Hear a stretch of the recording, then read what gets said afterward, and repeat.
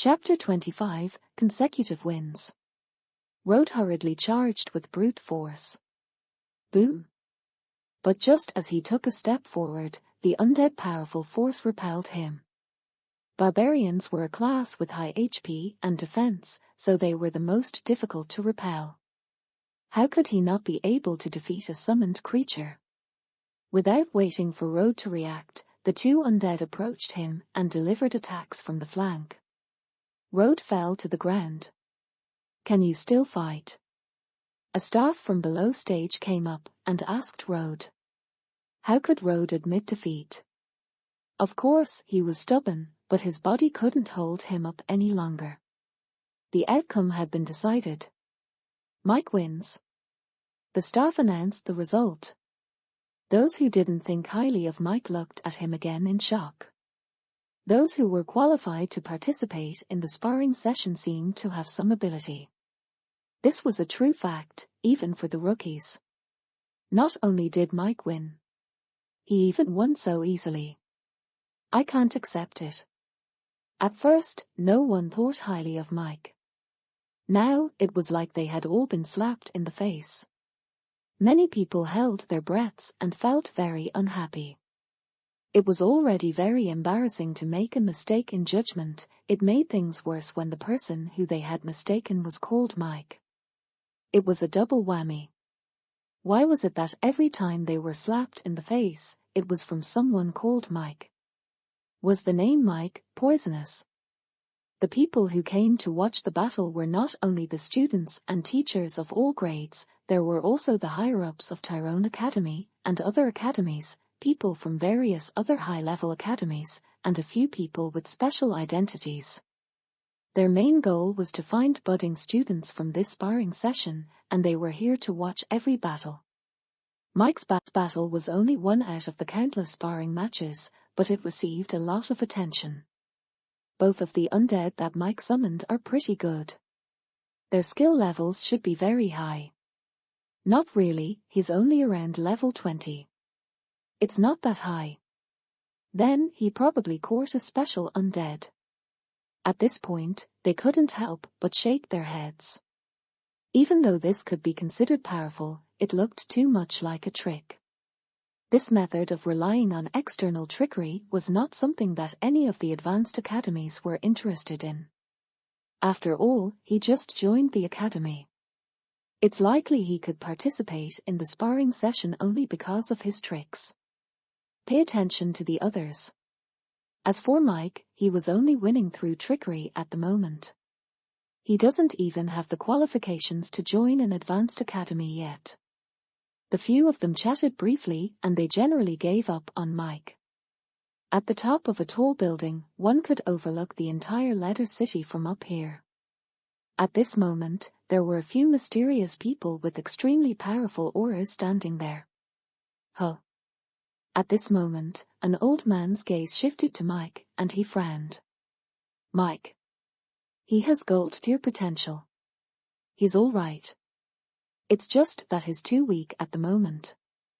At the very least, he doesn't have the qualifications to join any of the advanced academies at this time. The middle-aged man beside him noticed the old man's gaze and said, "I'm afraid it's not that simple."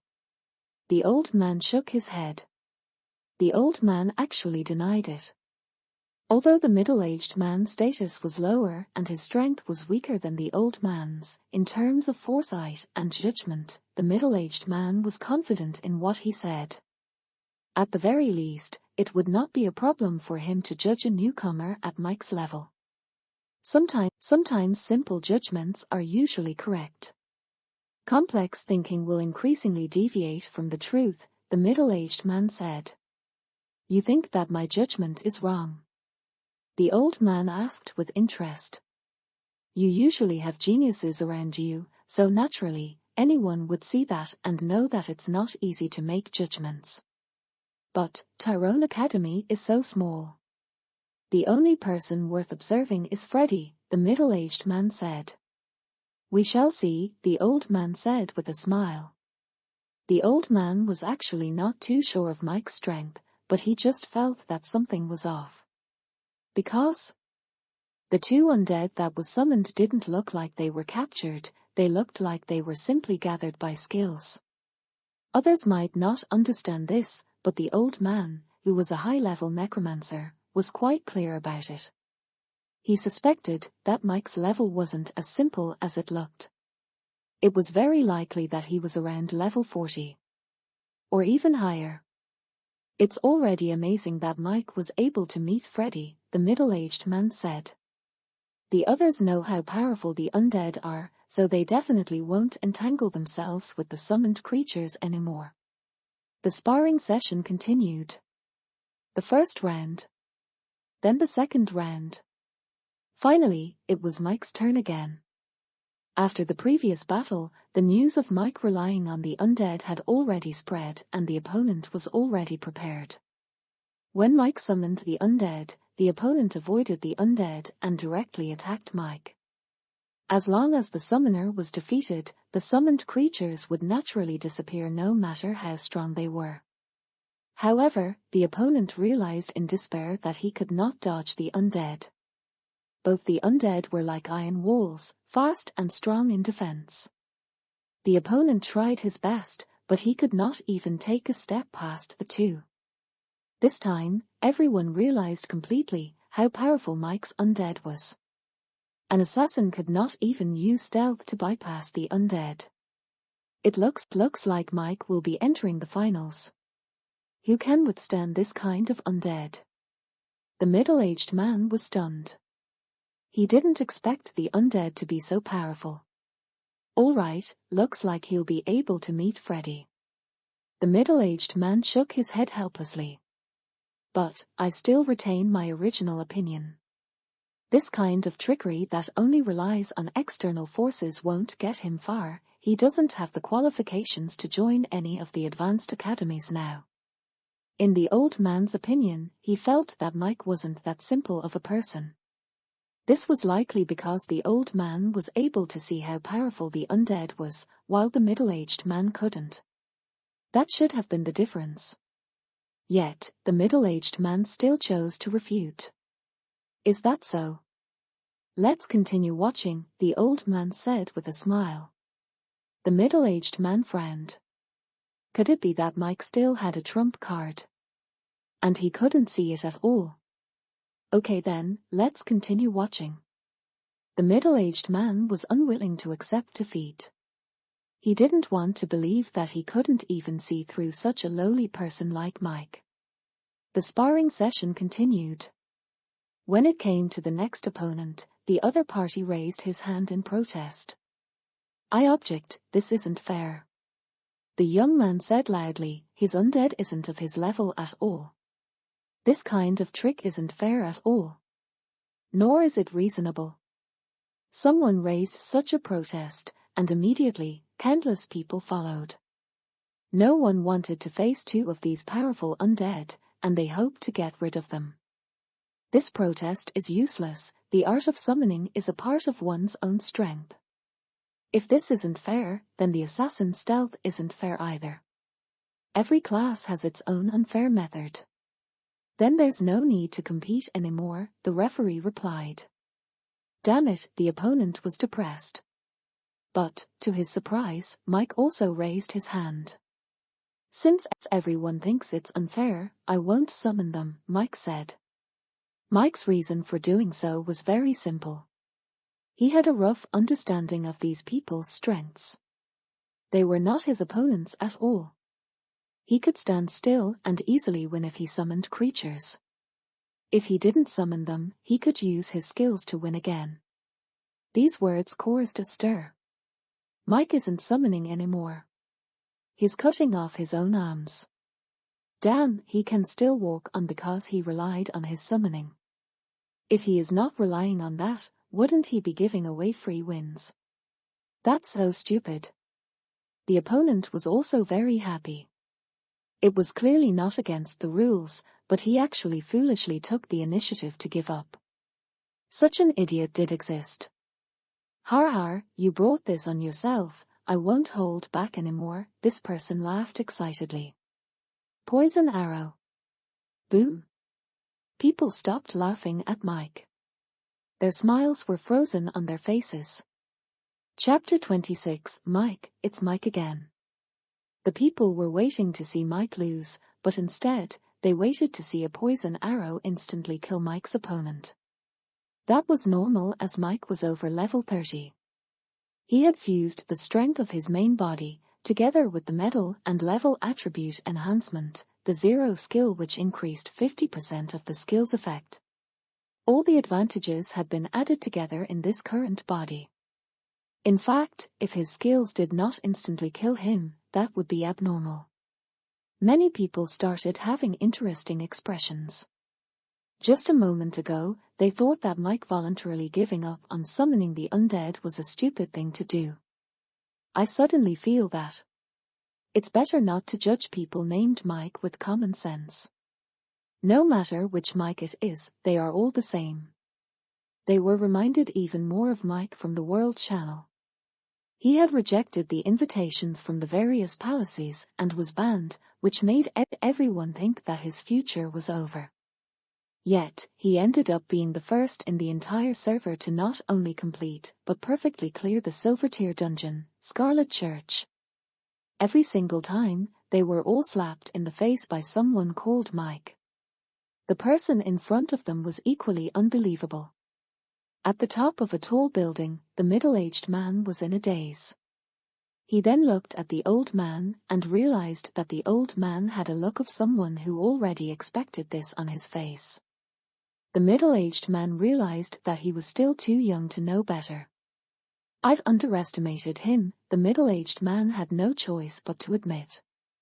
The old man maintained his smile. Go and invite him here. The middle-aged man nodded. He went down and walked onto the stage. Most people didn't know the middle-aged man, but the higher-ups of Tyrone Academy and the admission staff of the various advanced academies were all shocked. They dropped everything and hurried towards him. Mr. Caesar. Mr. Caesar, why are you here? Mr. Caesar, are you also interested in such small matters? The Dean of Tyrone Academy was standing slightly behind him. That was because the admission staff of the advanced academies had a higher status than him. All of them were fawning over Caesar at the front while the others hovered behind. I'm interested in a student, so I came to talk to him, said the middle-aged man named Caesar. What? Everyone exclaimed. Caesar, interested in a student? He must have come to Leather City to just look around, since he didn't even come to the scene to watch the battle. It was obvious that he was just bored and wasn't paying much attention to it. But in the end, he actually had an interest. But in who? Mr. Caesar, I know who you're talking about. Dean Tyrone said at this moment, I'll bring him here. Okay. Caesar nodded. He hurriedly went to look for Freddy. Who else could Caesar be interested in? It must be Freddy. He was the genius who was almost the first to clear the Scarlet Church dungeon and was actually good enough to compete with Mike. In fact, this was all wishful thinking. Freddy could clear the dungeon, but his level of clearing was at most at rank. It was just that Freddy had fantasized about it while he had been clearing the dungeon. In reality, Freddy had retreated after defeating the Undead King. If Mike had retreated at the same place Freddy did, he would come out and see Freddy in the wilderness of the Scarlet Church, grinding rotten zombies. He wasn't even anywhere near the church. Freddy, Freddy. The Dean rushed over excitedly. Dean. Freddy stood up. The Dean said excitedly, you're in luck. Did you know? Just now, a high-ranking authoritative figure was interested in you and wanted to see you. An authoritative figure? Who is it? Freddy was wondering which advanced academy the person was from. It's the head of the Heavenly King's Palace's northern branch and vice-head of the northern headquarters, Lord Caesar. Dean Tyrone said excitedly. What? Freddy was shocked. What was the concept of the northern branch? One had to perform very well in their advanced academy to be able to join the northern branch. Plus, Caesar was the vice head of the northern headquarters. Only those who performed extremely well in the branch could enter the northern headquarters. It could be said if you were able to catch Caesar's eyes, the door to the northern headquarters would be opened by a crack. That was equivalent to a meteoric rise. Freddy's future was bright. "I've finally been discovered." Hee, that's true. Freddy licked his lips excitedly and said, "With my talent, it's normal for me to be noticed. I should be able to bypass the advanced academies and directly enter the northern branch, then the northern headquarters, and finally even the Heavenly King's Palace's headquarters. Tyrone Academy is happy to have a genius like you," the dean said with a smile. He hurriedly returned to Caesar's side. "Lord Caesar," he said with a smile still on his face, "I've brought him." The gazes of the entire crowd gathered over. During this period of time, everyone had inquired about what was going on. It turned out that an important figure of the palace of the Heavenly King was actually interested in a student and wanted to favor him. Everyone was waiting to see who the genius was, and then, the genius himself appeared. "Freddy." Everyone nodded without surprise. "It really is Freddy. Only he can have such talent. He is undisputedly the strongest in Tyrone Academy." Freddy enjoyed the attention from everyone. He smiled faintly as he basked in everyone's envy and attention. "Hello, Lord Caesar. You are right to value me, I will never let you down." Freddy came over and bowed. The crowd got even more envious. "He's too gentlemanly. Is this the way a genius communicates with a higher-up? He's so high class. I'm envious." The admissions staff of the advanced academies were also envious. "Lucky little guy. From now on, his future would be boundless." They believed that it wouldn't be long before Freddy would be of equal status to them. However, "You're not the one I wanted to see." Caesar's one sentence mercilessly broke the atmosphere. It also broke Freddy's dream. Everyone froze on the spot. They didn't know what to do. The dean broke out in a cold sweat. He didn't want to see Freddy. That means he had misunderstood. It was over. The dean despaired. Freddy was dumbfounded. "And not me." Freddy was stunned. He couldn't accept it. It wasn't because the dean had misunderstood, it was because Freddy didn't understand. Since Caesar was indeed interested in one of the students here, if it was not Freddy, who else could it be? Everyone else thought so, and Freddy naturally thought so too. In his opinion, he was worthy of being the number one person from Tyrone Academy. The type that couldn't be provoked. "Lord Caesar, may I know who is it you wish to see?" "As far as I know, no one in the entire academy is better than me.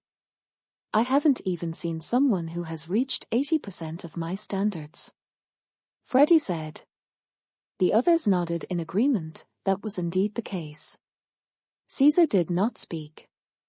Instead, he looked in a certain direction. That place was empty. There was no one there. However, everyone was shocked. That place. Wasn't that the place where Mike had fought just now? Mike's battle had ended, and then Lord Caesar had appeared. Many people's hearts sank. Could it be that the person Lord Caesar wanted to see was Mike? That newcomer? Although Mike was very strong and proved that he had the strength, he shouldn't be able to be compared to Freddy, right? "Mr. Caesar, did you want to meet Mike?" the dean asked hurriedly. "Bring him to me, I'll talk to him," Caesar said. Damn it. Freddy clenched his fists. Mike.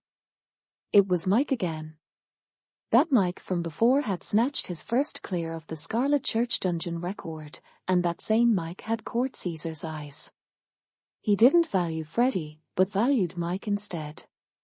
Freddy's eyes were about to bleed from the vicious glare he had on his face.